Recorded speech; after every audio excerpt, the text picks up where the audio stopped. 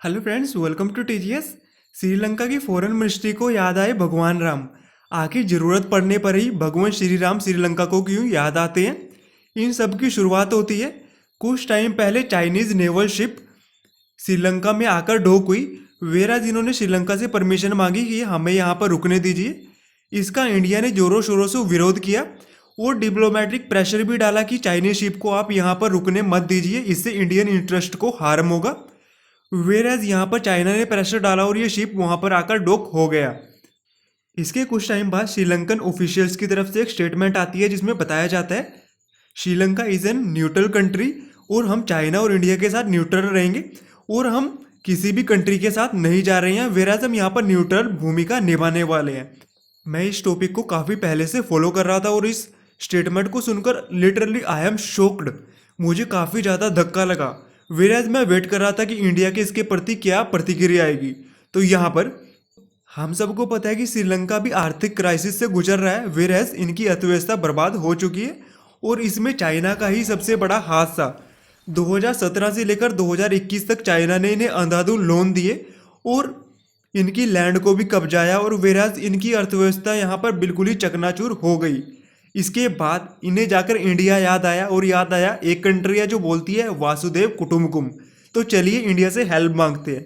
वेराज India को इनकी land में कोई इंटरेस्ट नहीं था, फिर भी इंडिया ने इन्हें 4 बिलियन से ज़्यादा हेल्प करी। इन्हें फूड प्रोवाइड कराया, सस्ते लोन्स दिए, पेट्रोल की इनकी कंट्री में कमी हो गई थी, पेट्रोल पंप्स तक इवन जाकर वहाँ पे खोले और इतनी ज़्यादा मदद करी। उसके बाद भी क्या सुनने को मिला?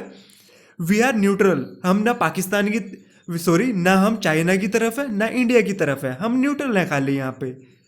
वेरएज चाइना ने तो लोन देने तक को मना कर दिया था। उसके बाद इंडिया ने इन्हें थोड़ा रियलाइज कराया, अरे 2022 में सबसे ज़्यादा लोन आपने हमसे लिया है, IMF तक आपको लोन देने को तैयार नहीं था, हमने आपको लोन दिया और आप हमारे ही सर पर चढ़ के नाच रहे हो। तो उसके बाद जब डिप्लोमेटिक प्रेशर डाला, इनकी अब एक और स्टेटमेंट बाहर आती है। इसमें क्लियरली ये बताते हैं India and Sri Lanka just like a brother, हम भाई की तरह हैं और चाइना हमारा एक बेस्ट फ्रेंड है बट इंडिया हमारा भाई है। तो वेराज इनकी स्टेटमेंट अचानक से बदल गई और बदलती भी क्यों नहीं, क्योंकि 2022 में जब कोई मदद को तैयार नहीं था तब इंडिया ही था जो सामने आया। वेराज इसके बाद इनकी स्टेटमेंट में कुछ और चेंजेस आए और ये बोलने लगे हमारे बीच काफ़ी सारी चीज़ें नॉर्मल है, जैसे हमारे बीच में राम सेतु पुल का था, उसकी एक हमारे एक वर्चुअली एक हमारे अंदर जगह बनी हुई है।